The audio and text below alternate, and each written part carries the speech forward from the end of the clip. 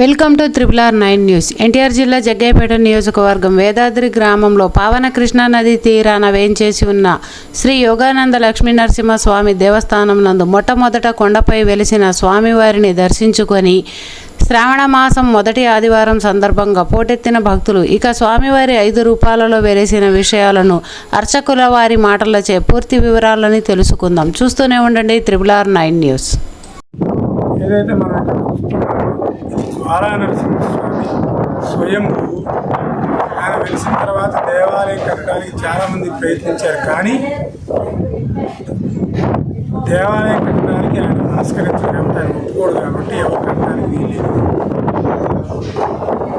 పూర్వకాలంలో సోమకాసుడు అనే రాక్షసుడు చతుర్వేదాలను దొంగిలించుకుపోతుంటే స్వామి ఆ రాక్షసుల నుంచి పంచావతారంలో రక్షించి వాటిని ఇక్కడ వేదాల రూపంలో ఇలా ఉంటే లాభం లేదని వేదాలన్నింటినీ ఎద్దు రూపంలో పెట్టి దాని మీద స్వయం రూపం వెలిశాడు నరసింహ.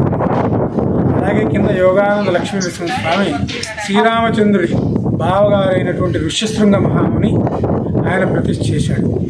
అలాగే సాలగ్రామ నరసింహస్వామి కృష్ణానదిలో బ్రహ్మ ప్రతిష్ఠ చేశారు.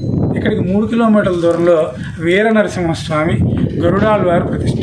పంచభూతాలకి పంచనారసింహాలు ఇక్కడ ఉన్నాయి. జ్వాలా నరసింహస్వామి అంటే అగ్ని, సాలగ్రామ నరసింహస్వామి అంటే జలం, అలాగే యోగా నరసింహస్వామి యోగముద్ర యోగం కాబట్టి ఉచ్ఛ్వాస నిశ్వాసాలు వాయువు, అలాగే లక్ష్మీ నరసింహస్వామి భూదేవి, అలాగే వీర నరసింహస్వామి గరుడాళ్వారి ప్రతిష్ఠ కాబట్టి ఆకాశం.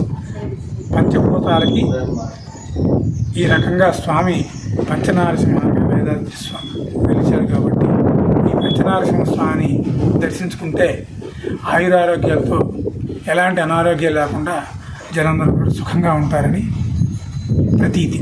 సర్వే జనాః సుఖినో భవంతు, సమస్త సన్మంగళాని భవంతు.